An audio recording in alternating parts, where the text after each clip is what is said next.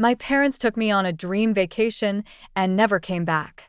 They left me alone in a foreign country with nothing but a note that said, "You're 17, old enough to survive." I am Natalie. I was 17 when my parents took me to Greece. They said it was a reset trip. I'd been struggling, flunking math, fighting with girls at school, skipping classes. My mom told people I was just moody. My dad didn't say much. He never did. But when they surprised me with 2 tickets and said it'd be just the 3 of us, no siblings, no work calls, I let myself believe they meant it. That maybe, just maybe, this was their way of trying.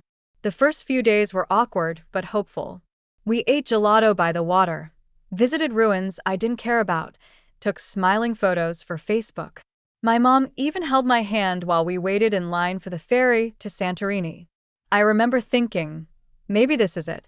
Maybe we're starting over. On the morning, everything changed. We were supposed to fly back to the US. We had breakfast together at the hotel buffet. My mom wore her coral lipstick, the one she only used for important days. My dad had his usual black coffee, reading the paper without turning a page. Then, right before checkout, my mom turned to me and said, "We're just going down the street to get some souvenirs. Be back in 15. I nodded, barely looking up. I was scrolling through my phone, trying to reply to my best friend, who'd been asking how the forced family bonding was going. An hour passed, then 2, then 4. I asked the hotel staff if they'd seen them. The clerk at the front desk frowned and said, "Oh, the couple from room 302, they already checked out this morning." The key card no longer worked. I ran to the room. It was empty. My suitcase was gone.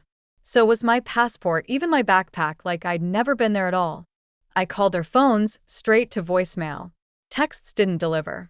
I started panicking, pacing the sidewalk, crying and calling again and again. A stranger stopped to ask if I was okay. I wasn't. I went to the US Embassy the next morning, desperate and sleepless. A woman in a navy blazer and tight bun listened carefully, then tapped something into her computer. After a long silence, she turned to me and said, "Your return flight was canceled. Your name's no longer listed under their health insurance or emergency contact." I'm so sorry. It hit me all at once, cold and sickening. They didn't just forget me. They removed me. They didn't leave me behind. They left me out. That night, I walked back to the hotel lobby, hoping maybe, just maybe, there'd be a note or message. Anything. The only thing waiting for me was in the pocket of my denim jacket, a small folded note, my mother's handwriting. "You're 17 now, old enough to survive." That's all it said. No apology, no explanation, just a sentence that sliced straight through me. I curled up behind a row of bushes outside a bakery and cried until I couldn't breathe. I didn't know how to get home. I didn't know if I had a home anymore. Somewhere in the distance, music played from a nearby cafe. A wedding maybe. People laughing, glasses clinking, a family that still wanted each other. I remember curling my fingers around my phone, staring at the last photo we took together, my parents smiling under a marble column, me standing between them. We looked like a family, but the cracks were always there. I just hadn't seen them. Later, much later, I'd remember flashes from the week before the trip. My dad sitting on the porch, gripping an envelope. White, official looking with final notice, stamped in red. My mom pacing in the kitchen, whispering too loud for it to be casual, and a night where they thought I was asleep, but I heard them arguing. "We can't take her with us," my mom had snapped. "She'll ruin everything. She's not a child anymore. She's barely holding it together. So are we." I wanted to believe they were just venting, that it was stress, a phase. But now, sitting alone in a country where no one knew my name, I realized the truth. They'd planned this. They didn't forget me. They erased me. I didn't sleep the first few nights. Not really. I camped behind a bakery near the edge of town. It had a metal trash bin that radiated just enough heat to keep the wind from cutting through me. I curled up with my jacket zipped to the chin and my arms wrapped around my stomach, listening to the sounds of early morning deliveries. Glass bottles clinking, crates thudding, men shouting in a language I barely understood. I counted breaths just to keep from crying.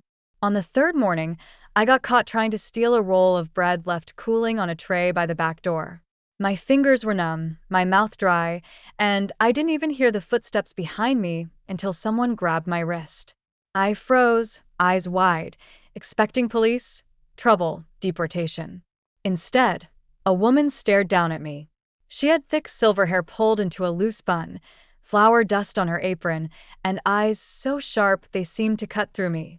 She didn't yell, didn't scold, just said, "If you're hungry, you work." Her name was Lucia. She was 68, ran the bakery alone, and had lived in that same apartment above it for more than 30 years. She let me wash dishes in the back, mop the floor, carry sacks of flour I could barely lift. That night, she handed me a folded blanket and pointed to a cot in the storage room. No explanation, no questions. It wasn't a bed. It wasn't warm, but it was safe. And in that moment, safe was everything. Lucia didn't ask about my family. She didn't need to. I think she knew. Days turned into weeks. I learned enough Greek to follow basic instructions. Washington scrub. More flour. I copied her movements when she kneaded dough. Watched her eyes when she adjusted the oven temperature without ever looking at the dial. Sometimes she spoke to me in quiet sentences, usually late at night while wiping the counter. One evening while we were shaping loaves, she looked at my hands and said, "My daughter had hands like yours, always smelled like yeast, always too curious for her own good." I didn't ask what happened to her daughter. She never brought it up again. But from that night on, she started saving the misshaped loaves, the ones too ugly to sell. She left them wrapped in brown paper beside my cot like it was a ritual, like maybe she knew that love for someone like me needed to come in small, quiet pieces. I found a cracked laptop someone had thrown away behind a dumpster. Spent hours fixing it with borrowed parts from a local repair shop. Taught myself how to connect to public Wi-Fi. Signed up for an online GED program. I studied by the back door next to a fridge that hummed too loud. I did algebra homework while the scent of cinnamon and roasted sesame filled the air. Every time I got a quiz result back, I whispered the score under my breath like a prayer. I kept the jacket I wore the day my parents left. Not because I wanted to, but because the note was still in the pocket. The one that said, "You're 17, old enough to survive." Some nights I'd unfold it just to prove that I was surviving, that I was still here, that their words hadn't broken me. But deep down, I wasn't sure who I was without them. I wasn't a daughter anymore, not a student, not a citizen, just a girl who washed dishes in a country that didn't know her name.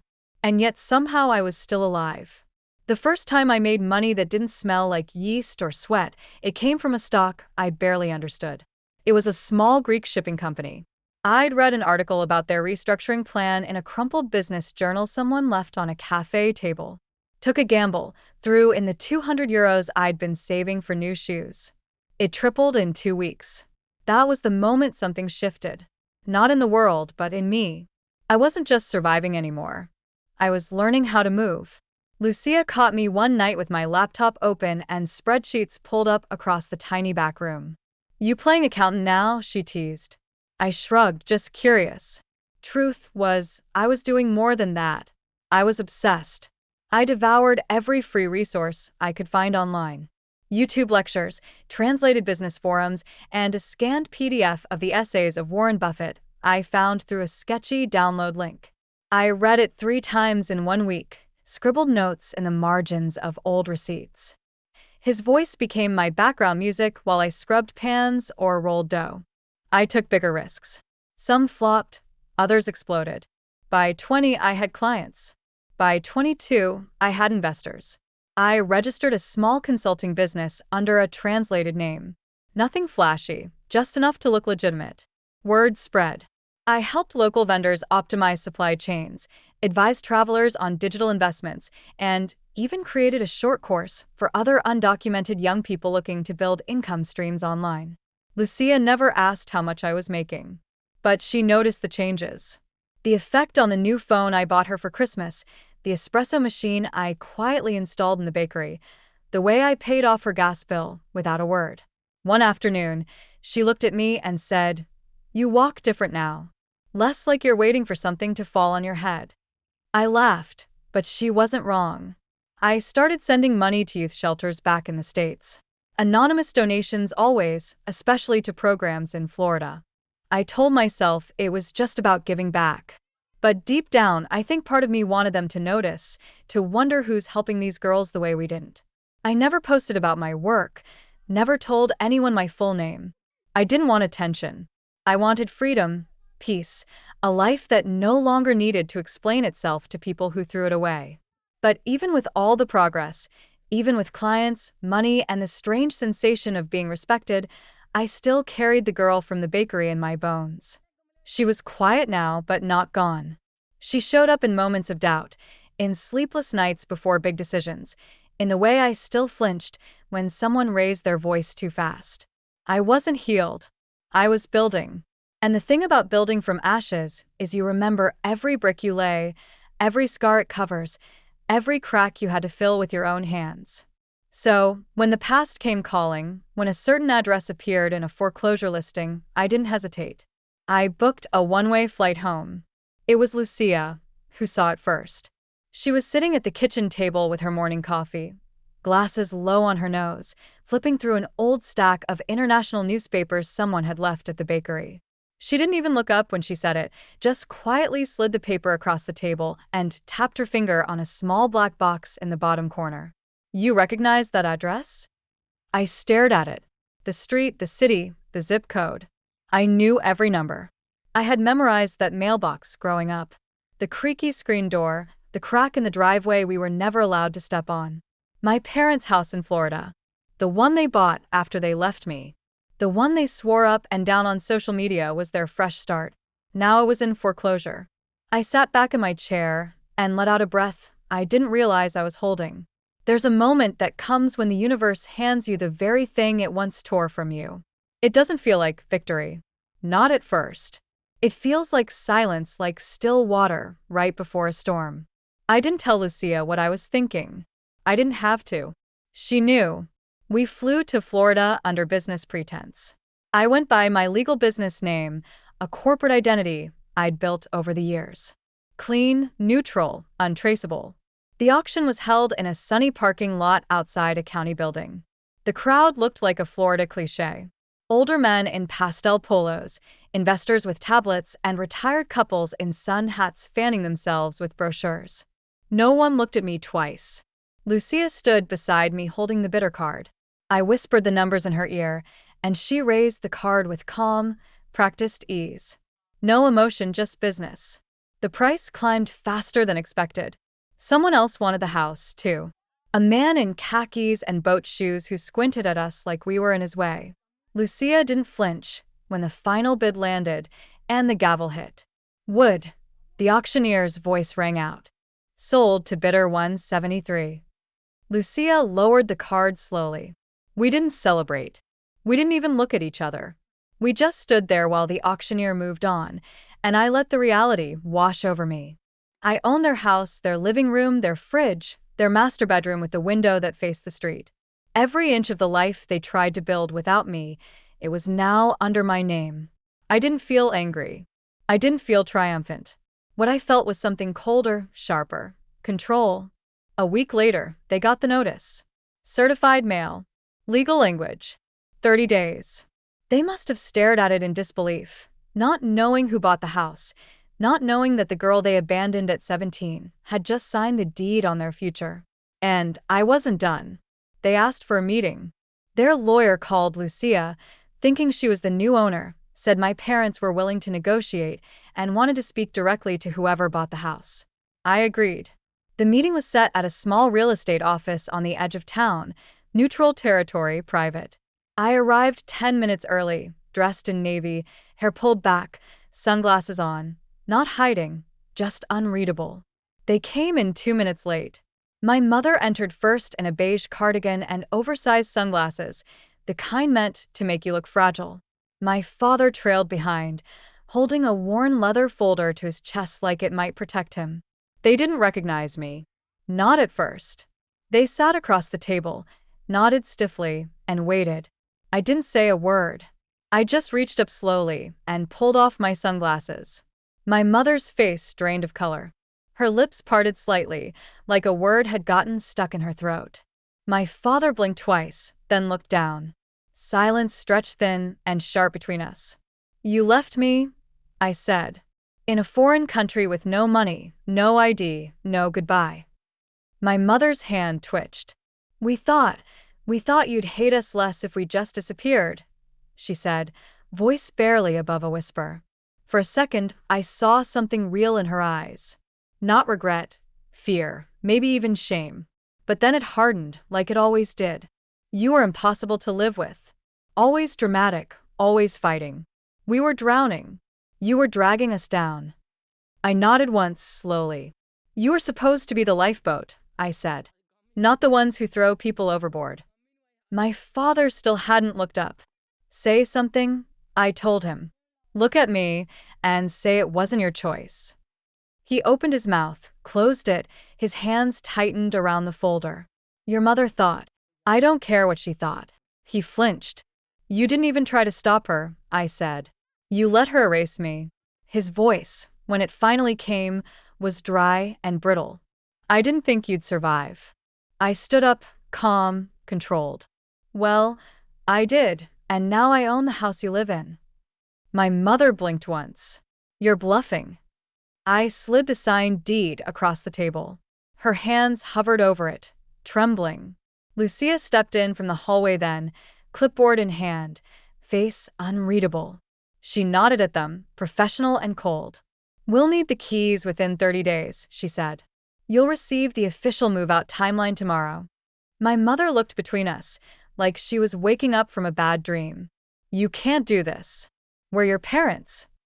I stared at her. "No, you were my parents and you made your decision." She started to cry. Not real tears. Not at first. It was the performance she'd always leaned on when things got messy. The fragile, wounded mother act. But I didn't move. Lucia placed a small envelope in front of her. "These are the legal instructions," she said. "We suggest you read them thoroughly." My father still hadn't spoken again. His eyes were glassy now, lost. But I didn't feel sorry for him. Not anymore. I turned to leave. "Wait," my mother said. "Why now?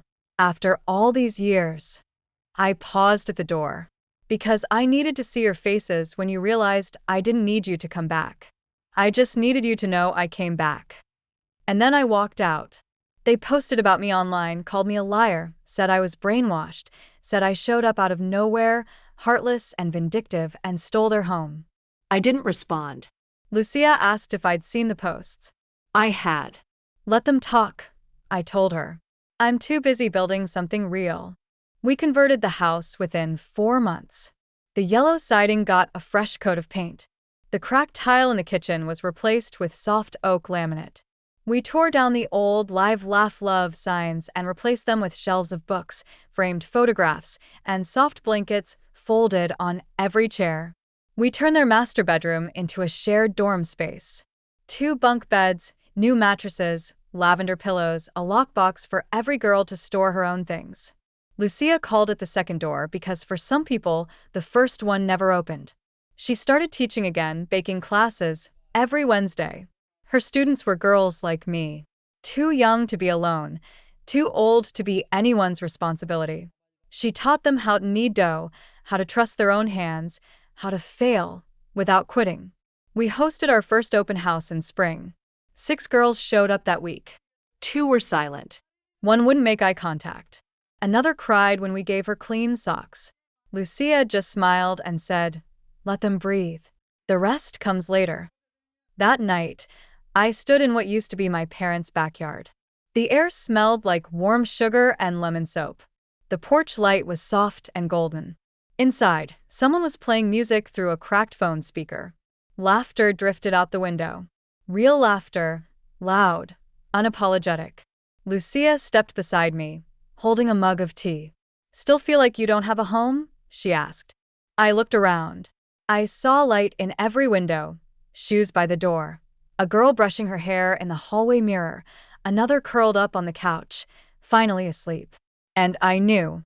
"This isn't just a home," I said. "It's where we all begin again." If you think this is wild so far, just wait until you hear what I said when they begged me for mercy. Hit subscribe, turn on the bell, and let's dive into this story of betrayal, survival, and the comeback they never saw coming.